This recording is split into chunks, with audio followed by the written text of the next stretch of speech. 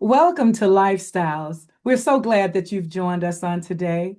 Our guest today is a woman who believes that leadership isn't about becoming powerful, it's about learning how to steward the power you already have. As we celebrate Women's History Month, we are so proud to honor today's guest as one of the distinguished honorees of the Women in Media Global Women Media Alliance Awards, recognizing her impact, influence, and leadership in media, purpose-driven work, and global development. Charisa Munroe Wilburn is a transformational speaker, leadership development strategist, coach, and licensed clinical social worker with more than a decade of experience helping individuals, leaders, and organizations navigate growth, transition, and change. She is the founder and CEO of Charisa Munroe LLC, a training and development brand focused on leadership, growth, purpose, and human well-being.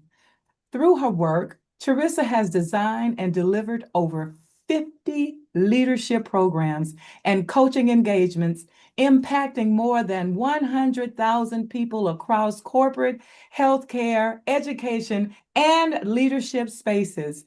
Her work helps leaders address burnout, manage pressure, and move from overwhelm to clarity and sustainable performance.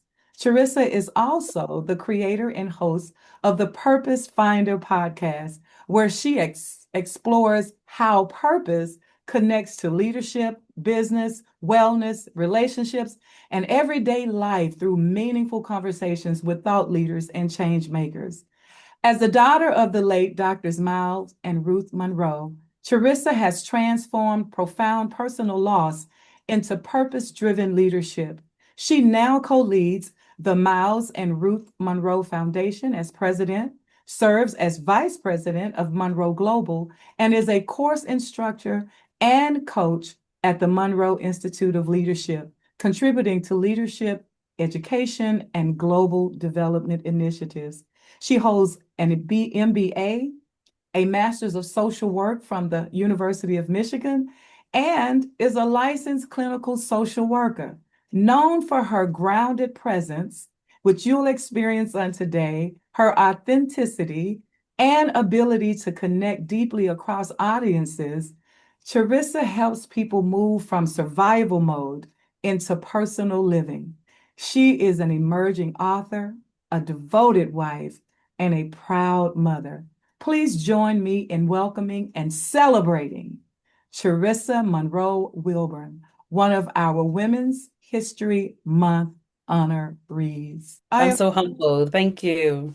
I'm so happy that you're here with us, and we're so honored to honor you. You do outstanding work. I tell you, I watch your podcast over and over and over again, and you really, really address some amazing topics. And so we are so proud to honor you for all the work that you do to change and improve the quality of lives for others. So let's talk about it. You often say mission is to empower already powerful people.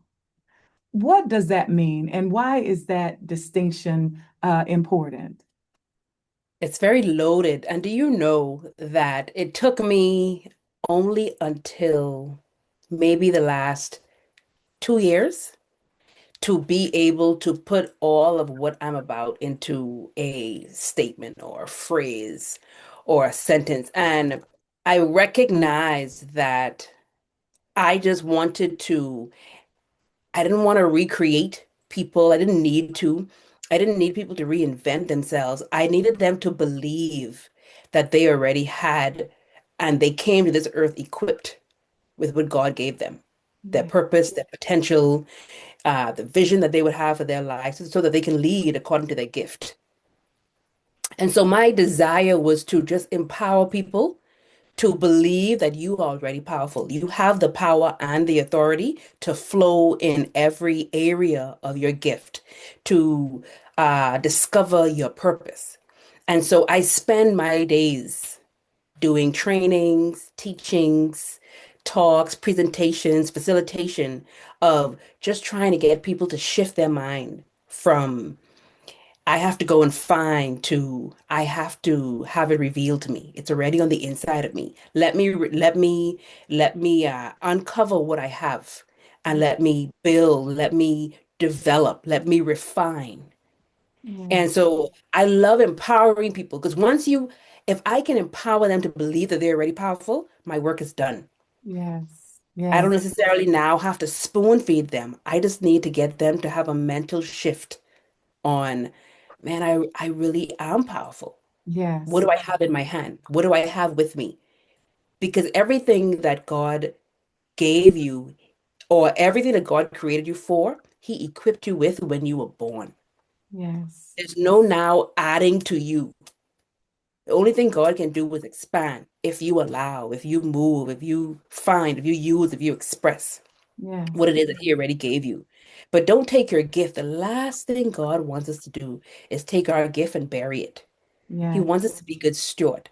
And Yes. so I'm just empowering people all day to Yes. believe that you're already powerful and then walk in that. Yes. What would you say to those people out there who have personal experiences? They know that they have something within them, but how can they use their personal experience to kind of shape who they are, or even find or discover, what they have or the giftings that they have on the inside? How can they take their personal experience and help to shape and cultivate, a future for themselves? To release I'm, that power. mhm. I'm going to always go back to service. And service can look like a few different things depending on who you're talking to and what platform you're on. But I'm going to always go back to service from a voluntary perspective. Are you willing to just serve? Serve someone that's greater than you, Mm. serve someone that may be farther than you, serve someone that may be better than you only because they've been doing it 25 years more than you. Yes. Are you willing to serve? And so personally for me, I served my parents. Yes. So I figured out what my gift was, or I figured out what I liked, or my dad kind of saw where he can use me. And I served. Was I getting a paycheck? No. Was I getting a whole lump sum of money and all these benefits? No. But what I did get when serving, I got the opportunity to watch, to Yes. listen, and to observe the work that he and my mom were doing. Yes. And they were mentoring me without even knowing they were mentoring me. Yes. They were teaching me and training me without knowing that they were training me. So if you want to refine your gift, if you want to even figure out what your gift is, just start volunteering Yeah, anywhere and everywhere. People may turn you away because they can't pay you, but they won't turn away free service. that's right. They won't turn away a volunteer. They won't turn away an intern. They won't turn away a servant. Yes. So if you want to get to the top, go to the top and go far, Hmm. serve. And Yeah. so I did a lot of service. Even now, I will serve people I want to learn from. Yes. They don't need to pay me anything. I Yeah. just want to serve you. Yes. I just want to serve. They have no idea how much I'm just here to wipe your feet because I want to glean from you. I Yeah. want to learn from you. And so that's how I continue to even refine my gifts and my talents and my skills. Skills are one of those things where they must be developed Yes. because a skill can stay dormant and it'll be potential all day long. Hmm. But I get to figure that out and I get to express. And so I encourage people to serve. Don't always look for money. Purpose is one of those things where what is the one thing that you're willing to do without a pay, Yes. without money? If no one paid you, what is it that you would love to do? And it would just be serving of yourself, of your gift. And one of the best ways to get recognized Hmm. is to serve your gift Yeah. and serve it to the best of your ability at the time. People will notice. They will notice you. Hmm. Well, but also what they will notice is the very opposite of that. Hmm. Someone who is trying so hard to be seen. Yes. That's when they're going to start to not see you. Mm. Wow. That's it. That is serving, because a lot of things are not taught, they are caught. And you learn as you go, just like you said that you learned, even though, your mom and dad, they taught you without saying, I'm mentoring you. and they showed you by example. And so a lot of things you learn just by looking, just by being in the environment, just by showing up and being willing to serve. Because I mean, when you think about it, there is a pay. It's just not in monetary pay that Mhm. we know in terms of a salary.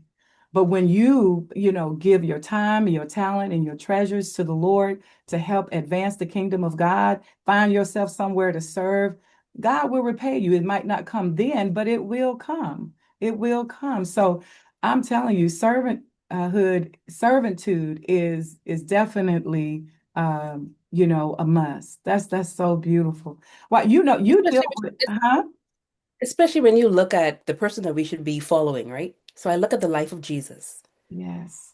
If you want to know and you ask me a question, what would I tell the young people? I would tell them, look at the life of Jesus. Yes. Whatever Jesus did, copy it. If you want to copy someone, because everyone is around in competition. Everybody is around copying someone who they believe is bigger and better than them. Mhm. Okay, so let's talk about copy. If you want to copy someone, then copy the entire life, the ways, the thoughts, the commitments of Jesus Christ. And Jesus served to the point where his disciples said, how dare you wash our feet? Mhm. We should be washing your feet. And they were missing the point and the principle. And so when I look at Jesus being the one to serve, when Yes. he is the king, who am I to think that I'm above service? Mm. Oh, that's so beautifully said.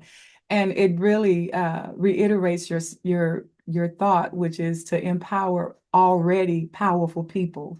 And because when Jesus looks at our lives, he see who we already are. He see our potential, but he knows that we have to, get to that place and be cultivated. And he's the most powerful example there is. So that is so powerful and so profound in what you're saying, because we do need to go back to basics today. We need to go back to where our example really is, because so far we've moved so far away from it. But if we find that individual um, talent or gift and find our purpose, then we'll be able to flow, with authenticity. So I love it. Now, you deal with a lot of high performing leaders, and many of them are struggling, with silent burnout. What are the warning signs that you see most often in burnout with leaders? If I had to think of just two warning signs of burnout with leaders. So I listen for someone who says to me, I hate Mondays, Mm, because I loved Mondays. I loved Tuesdays. I loved Wednesdays. I loved Thursdays. And I'm talking about when I used to work a 9 to 5 and I'm on somebody's clock. Now I'm on my own clock. So it's a different feeling. But I loved what I did. I was a social worker in the medical field for years. And I loved Monday. I loved Monday just as much as I loved Friday because I loved it was the weekend that was kind of a drag because I'm doing nothing, just sitting on my duff, relaxing. But Monday to Friday, I am in action. I am talking to clients. I'm encouraging and empowering my patients. Like I loved that. So when I hear someone says, "Oh, I hate it's Monday," or when I hear someone say, "Oh, thank God it's Friday," I know that burnout is setting in. I mm, know that burnout is setting in. And they're speaking to the idea that they're no longer loving and appreciating what they do. Now, does that mean that purpose work is always going to be roses and always going to be picnic? No. Sometimes you are going to be tired. Sometimes you are going to get frustrated. Sometimes it's just not going to go the way that you want. But at its core and at the foundation, you get to love what you do regardless of what's going on around you. So that's one of the major things I look at when I see people start to say, um, I hate Mondays and they overexpress, thank God it's Friday. yeah. Thank God it's Friday. Another warning sign that I see with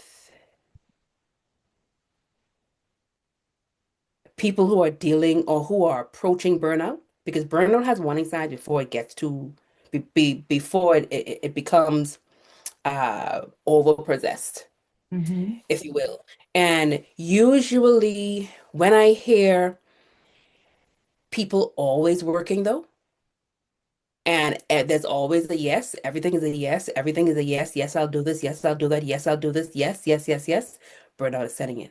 And I say that because they themselves don't want to stop. So Right. if they're not working, then they don't feel like they're doing something. If they're not performing, they Mm-hmm. don't feel like they're doing something. If they're not running a company, they don't feel like they are doing the good.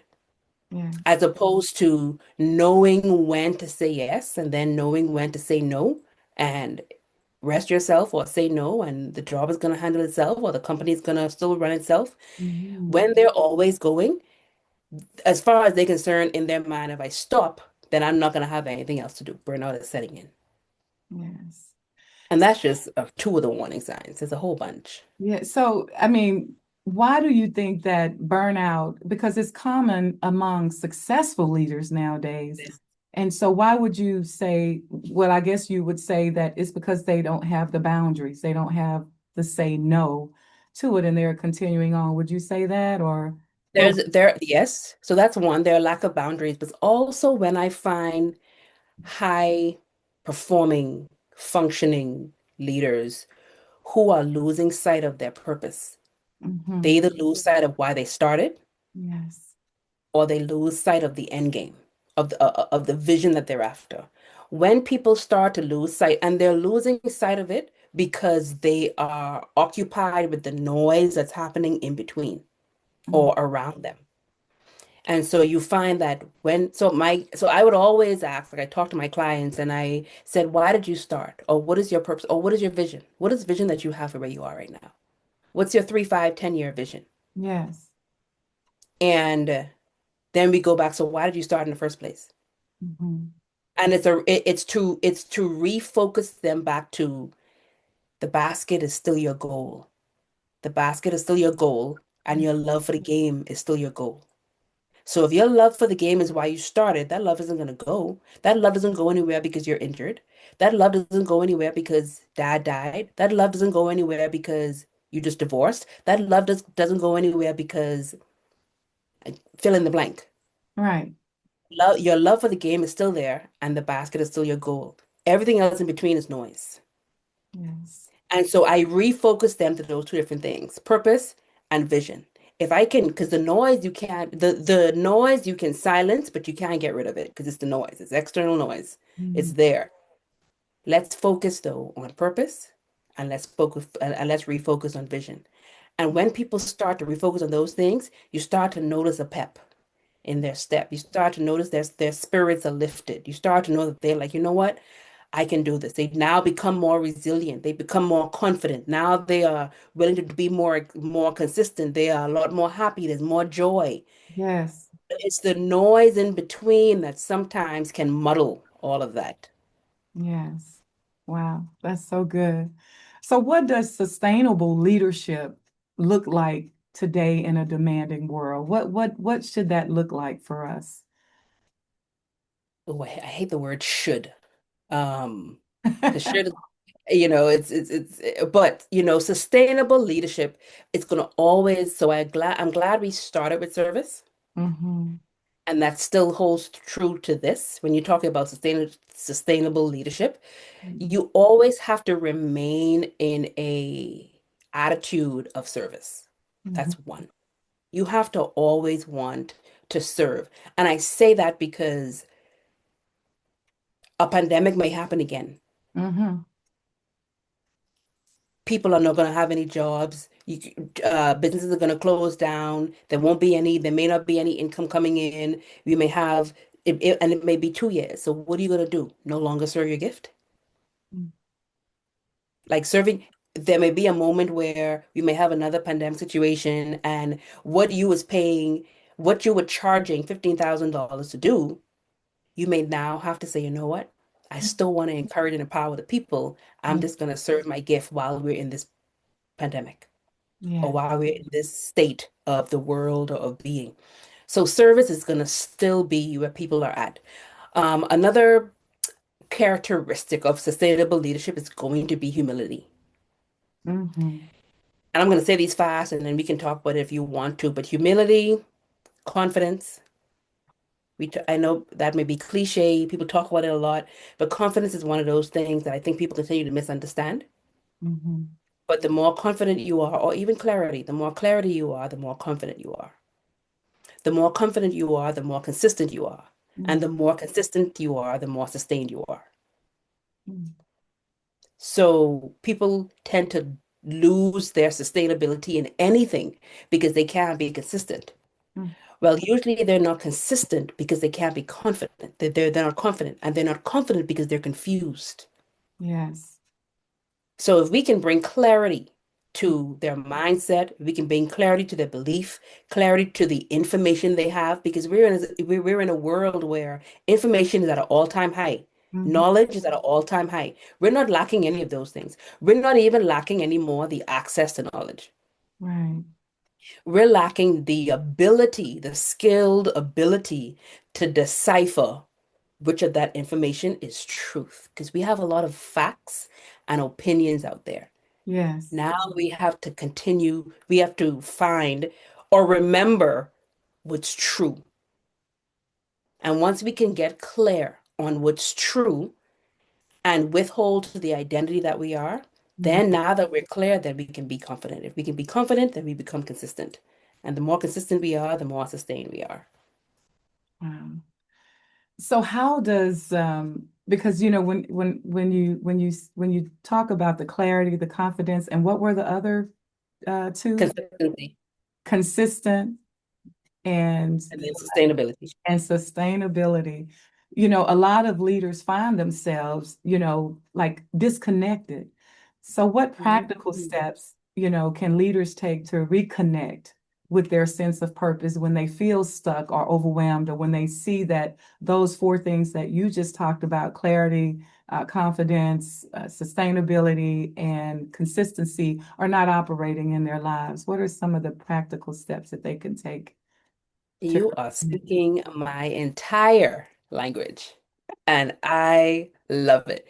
I was talking to I had done a speech, my first talk for the year was talking to a group of youth, and it was all about purpose, how to return to your calling. And I'd used this acronym, if you will, with them, and I kind of want to share it. I want to share it here. I think it would be apropos to what it is that we're talking. And the question that they had asked was, how do you start walking in your calling that the Lord has called you to do? And I'd use the acronym called CALLED.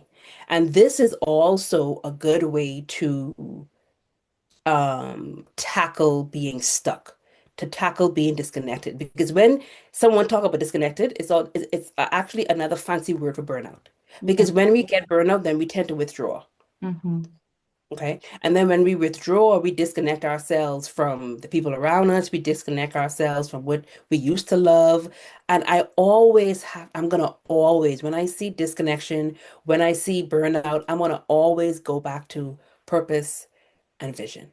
Yes. So when you look at call, C being clarify your identity.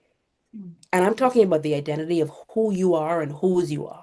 Mhm. Like you must know who you are before you know what you're called to do.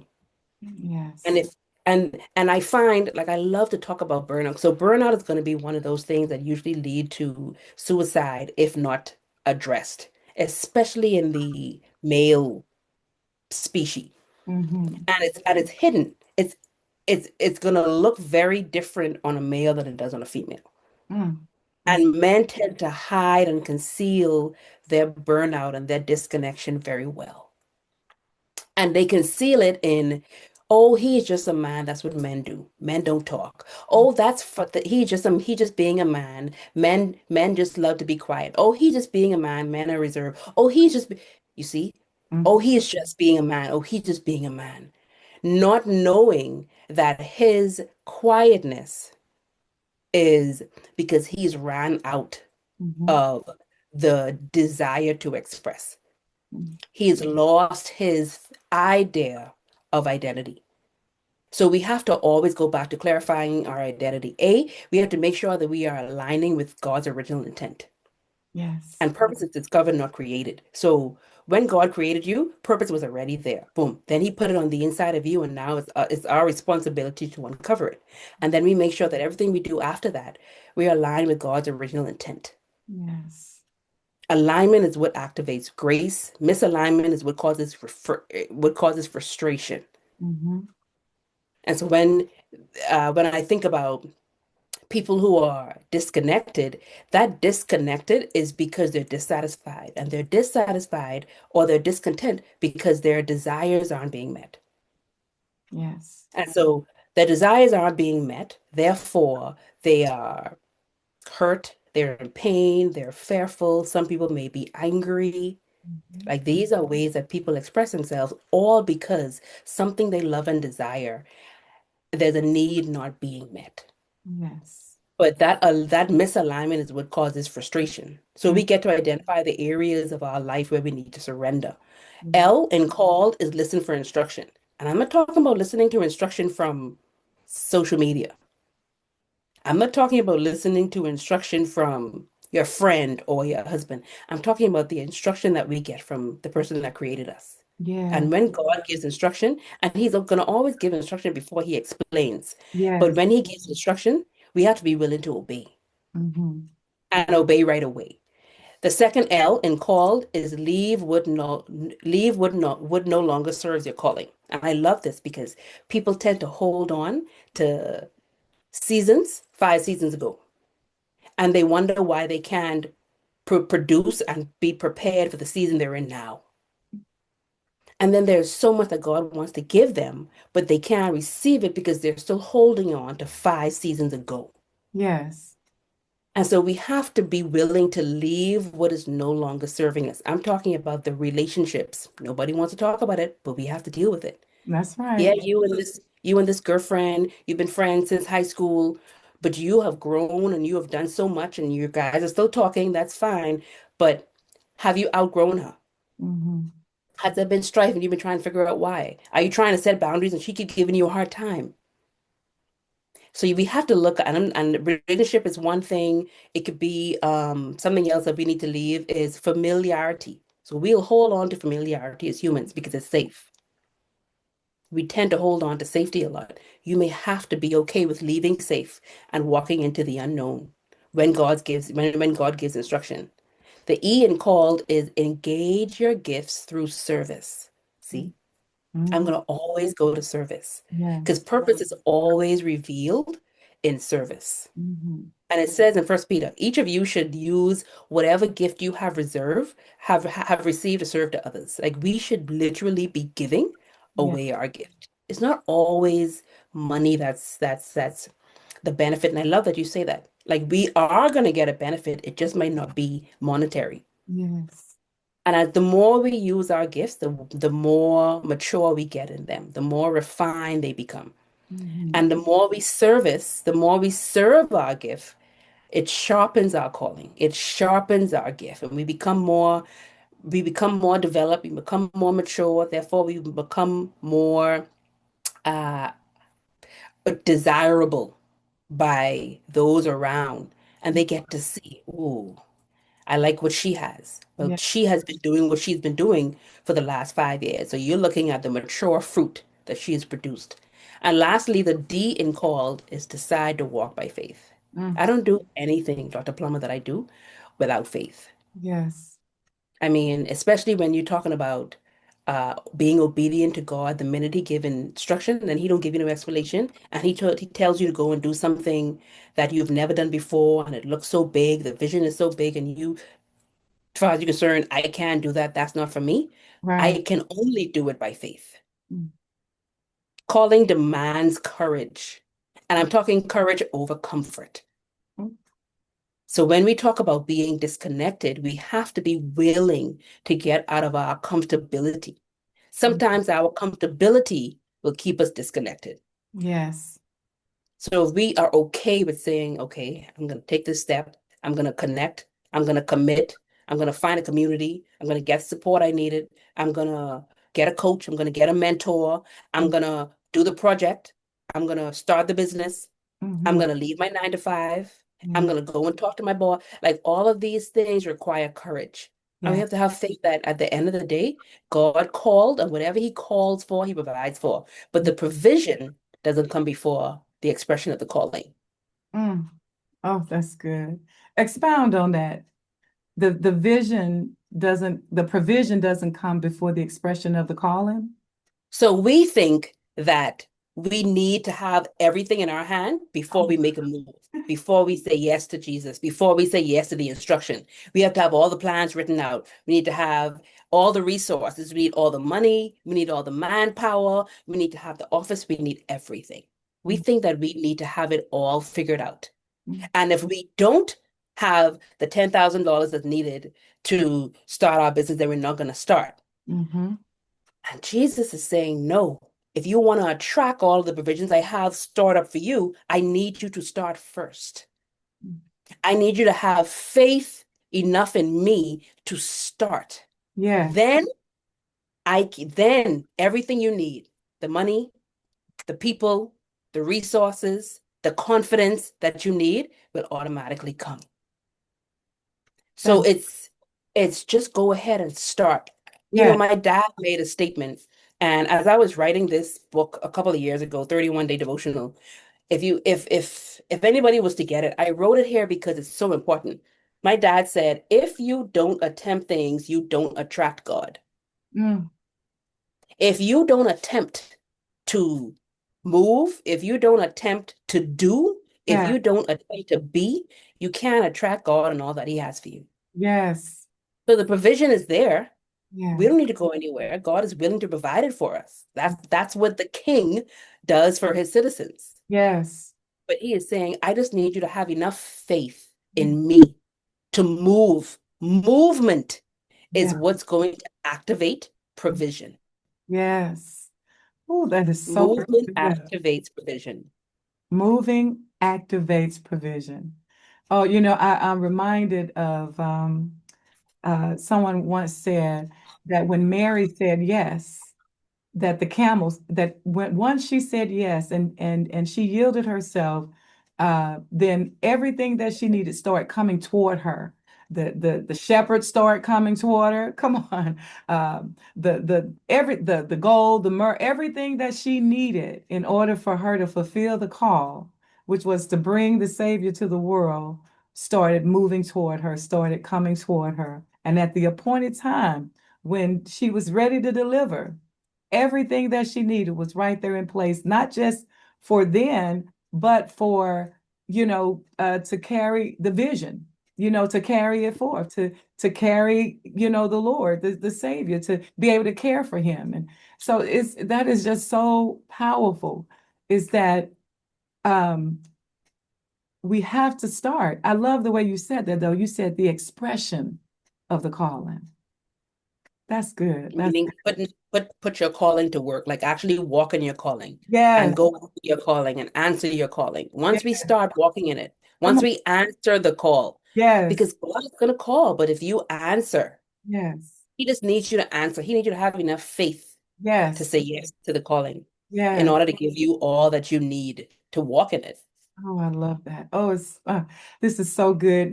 And look, we're running out of time, but I mean, your podcast, and I love the name, by the way, Purpose Finder Podcast. You deal with all of these subjects and provide all of the wisdom and insight, and divine insight and revelation as to how we can, fulfill our call. We are the called. And I love that acronym because that's steps. Um, First of all, I know what inspired you because as you can hear you talk, it's about people finding how to empower, themselves through purpose with the power that's already in them and you helping them to locate that. But when you think about your podcast, what conversation um, would you say that has personally challenged or changed you or your viewers the most from your podcast, Purpose Finder? You know, I'm very strategic with what I talk about on my podcast, with who I have on the podcast. And so it's very difficult to say this one stood out more than this one, or this one was better than this one, because one of the most said phrases on my podcast is purpose comes in all different sizes, textures, colors, and shapes. And I think people, and I say that over and over again because I want people to understand that your purpose is going to look very different from mine, which is going to look very different from the other person. Even if there may be a slight similarity, it's still different. Mm, And someone standing on a stage like Oprah or Lisa Nichols or Tony Robbins, that's purpose. That's their purpose. mhm, But the person sitting behind a desk as a lawyer or as a doctor or as an accountant, mhm. helping five thousands of people get their wealth in order or get their health in order, their life in order, that's their purpose. You may not hear about them, but it doesn't make them any less of a purposeful person.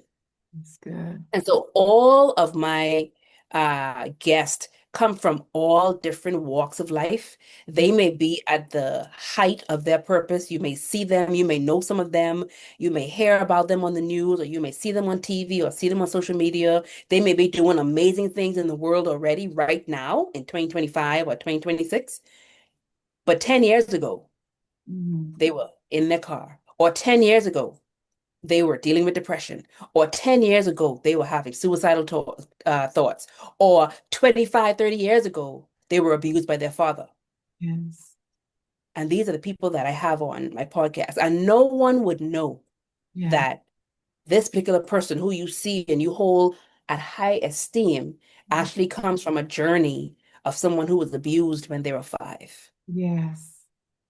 And that is important because there are more people in the world Yes. who are stuck in they may be 20, they may be 60, they may be 30 right now, but they're stuck in that 5-year-old trauma experience. Yes. And they're saying, I will never amount to anything. Yes. They're saying, I don't want to live anymore. At 20, they're saying this because they're stuck. Yes. And my desire is for them to see people who, though they may be walking in their purpose and walking in their calling and looking good and doing great things, and we really, we really honor them and we really, like I said, hold them on a pedestal, though that may be them, they came from a experience at 5 years old, just like you. Yes.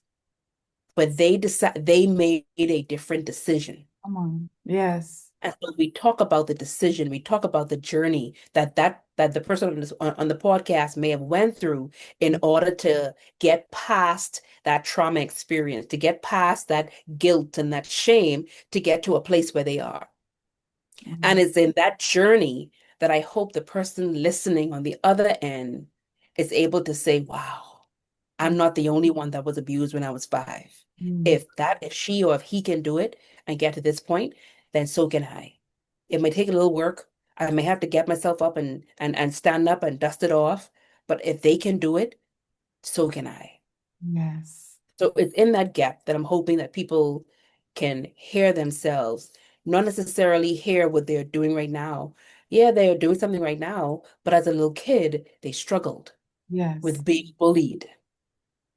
And so everyone is talking about that journey. I have learned, if nothing else, I have learned so much about people. Yes. You see someone, we look on social media, as this is a media campaign, we look on social media and we see what people show us. Mm-hmm. We see the smiles, we see the joy, we see the sexiness, we see the beauty, we see what looks good. Yes. But if you really were to pull and peel all that back, Come on. Yes. and really see people for who they are and what they're not showing you. People are hurting. Yes. People are dealing with issues and trauma and thoughts that they've been that has occurred to them years ago, and they don't know how in the world to get out of it. So they're faking it. They're Yes. putting on a mask. And my desire is that people live, not even live in their truth, that people are willing to go through the deep inner work Yes. so that you don't have to put on a mask Mhm. because you have dealt with what you had to deal with. You've had your breakthrough, Yeah. then you have transformed. Now you're walking in someone that not someone that's uh like wearing a mask, but someone that's free. Yes. You're free of, yeah, that happened to you, but you're free. You're free of it. You're free of it.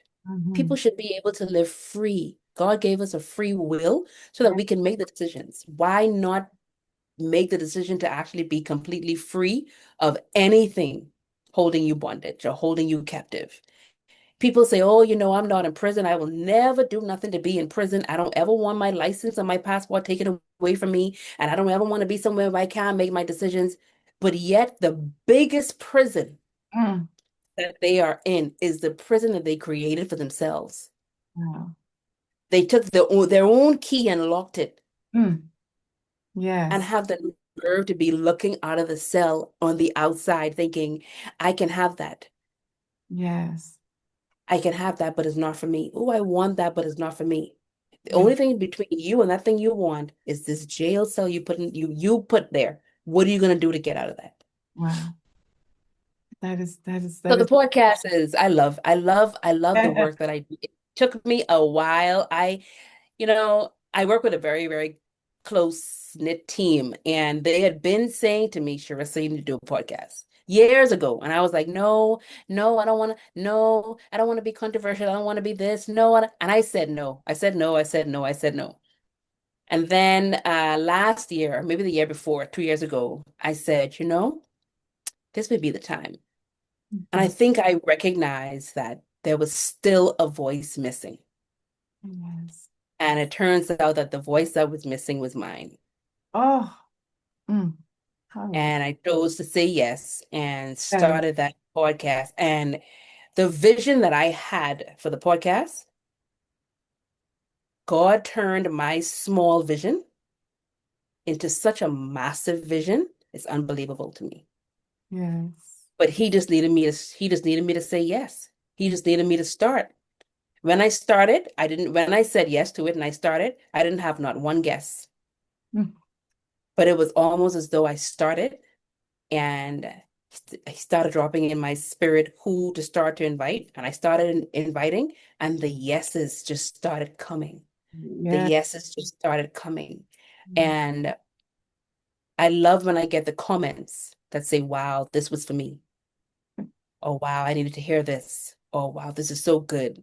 Like that's when I know my work is done. Oh.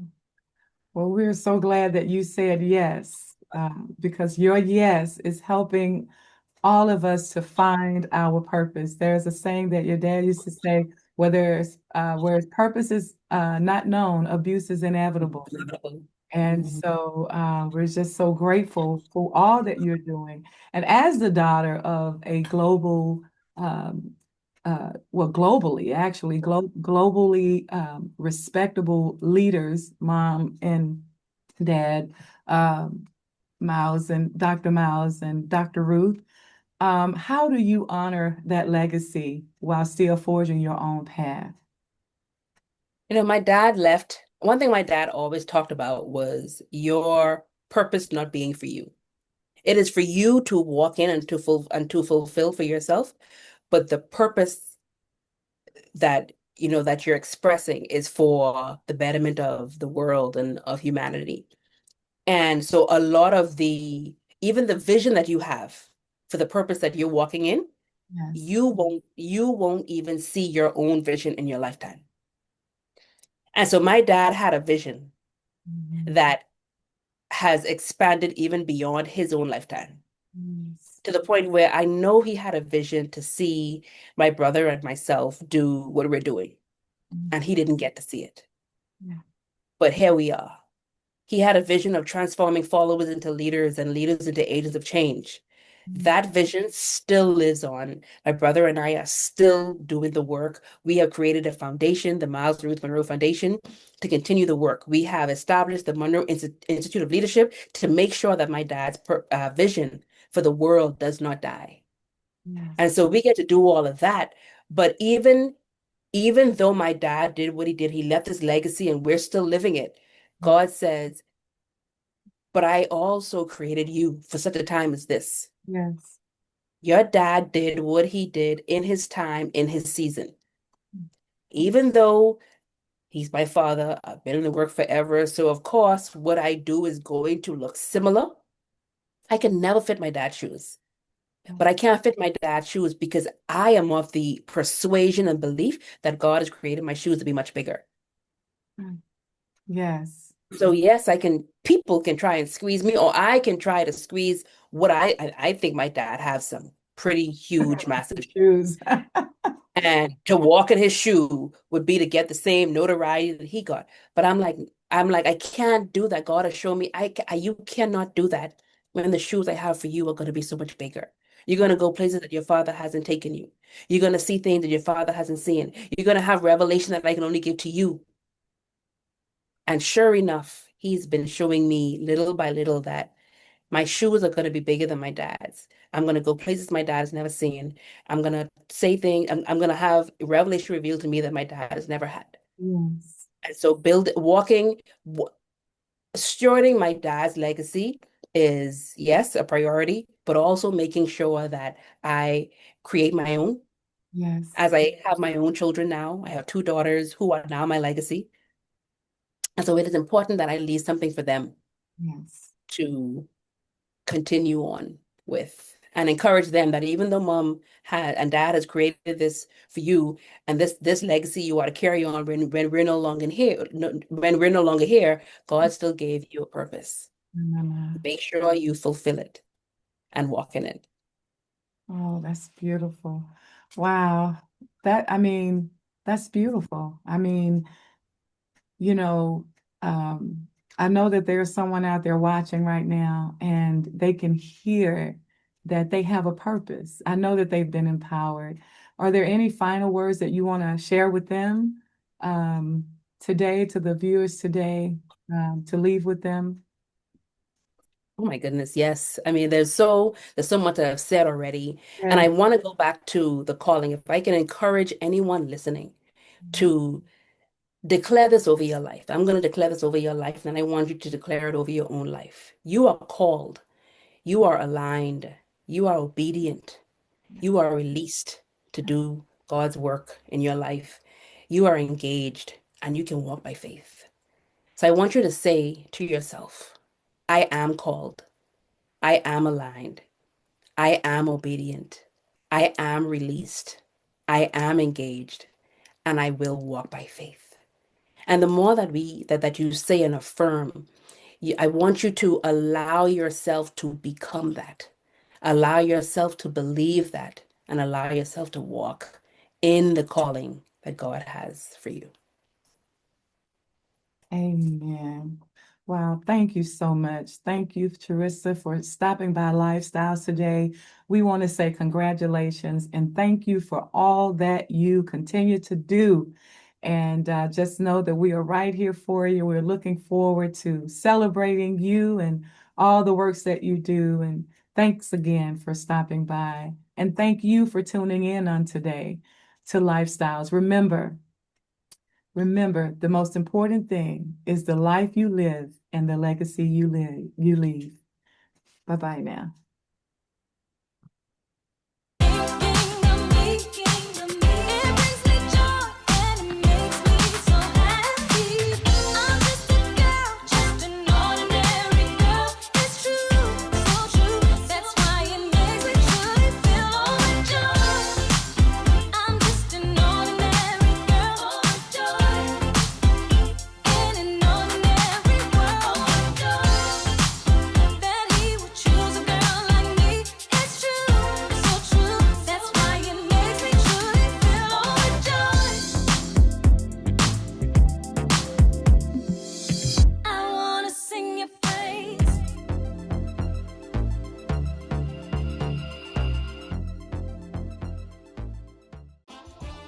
You are here. Welcome to the Purpose Finder podcast. This is the show where we uncover why you are truly here and, more importantly, how to make it your reality. My father, the late Dr. Miles Munroe, said the greatest tragedy in life is not death, but life without purpose. And research further shows that people with a strong sense of purpose are 2.4 times more likely to feel fulfilled. Each week, I sit down with extraordinary guests, entrepreneurs, artists, thought leaders who are boldly living their why. We dive deep into their journeys, the struggles they have overcome, their breakthroughs, and the lessons that can help you do the same. I am your beautiful host, Charisa Munroe Wilborn, and we're about to explore the mindsets, tools, and strategies to help you live a life with purpose, passion, and legacy. Are you ready? Let's go and dive into the episode.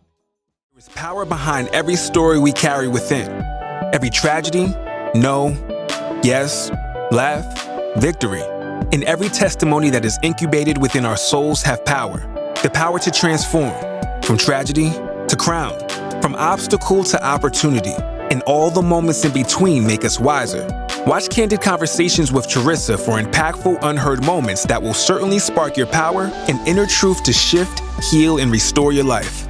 It's time to get real, uncover, unlock, unpack, set free, and increase the dialogue to change a life. We all start somewhere and end in places of destiny. Get ready for the long-awaited Candid Conversations with Charisa.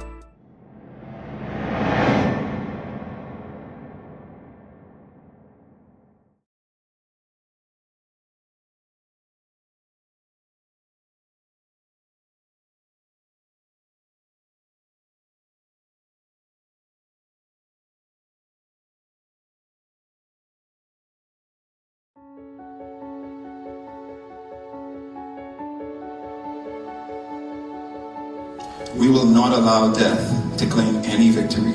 This tragedy does not mark the end of life, the end of a vision, the end of a journey, nor the end of a purpose. But it marks the new beginning of an era.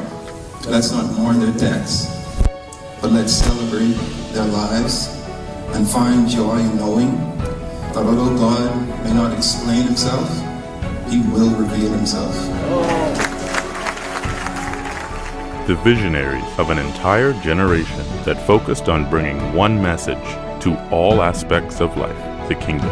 Now, that legacy has been passed on to the only two natural heirs who have chosen to continue a legacy that was formed with the life of two icons. Charisa Munroe and Miles Jr. have been through the most trying times of their lives. The sudden loss of their parents, Dr. Miles and Ruth Munroe, has changed the scope of their lives forever.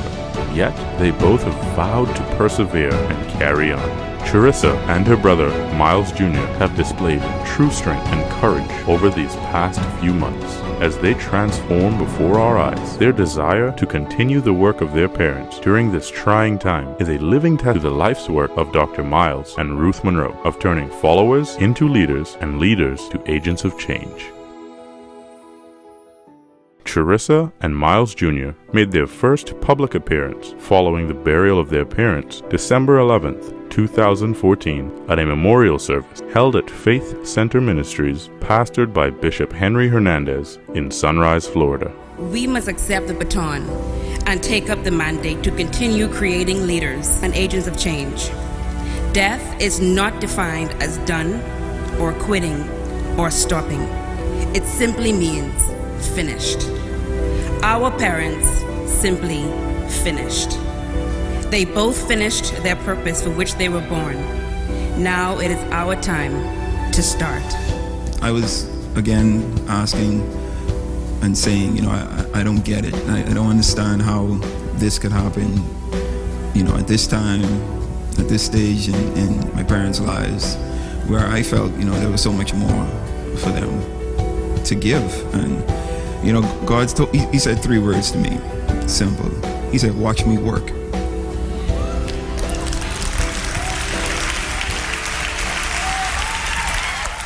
On January 24th, 2015, the Bahamas government and the Bahamas Ministry of Tourism decided to honor Dr. Miles Munroe for his years of service and dedication to religious tourism to the islands of the Bahamas. The Ministry of Tourism honored Dr. Munroe with the Minister's Award at its annual Cacique Awards. It is with great pleasure and honor that my brother and I accept this award on my dad's behalf and on my mom's behalf. And I have to always include her because he could not do what he did and could not be who he has been without her. So I want to say thank you for the Minister's Award in hospitality. Hospitality translates to servantship, and he served everything he had and everything he was to the Bahamian people and to the world. So thank you for that recognition. There was never a time that he went anywhere around the world and did not first say, "Welcome to the Bahamas, the place where God lives." He carried tourism on his shoulders, and we want to say thank you. Like the Bahamas, the government of Israel also wanted to honor the legacy of Dr. Munroe. Dr. Munroe and his wife Ruth have been traveling to the nation of Israel for the past 30 years, leading thousands of international visitors on a tour of the Holy Land. On January 29th, Dr. Munroe was honored for his works by the Ministry of Tourism for the State of Israel and the Knesset Christian Allies Caucus with the Tourism Award for his contributions to the Jewish state.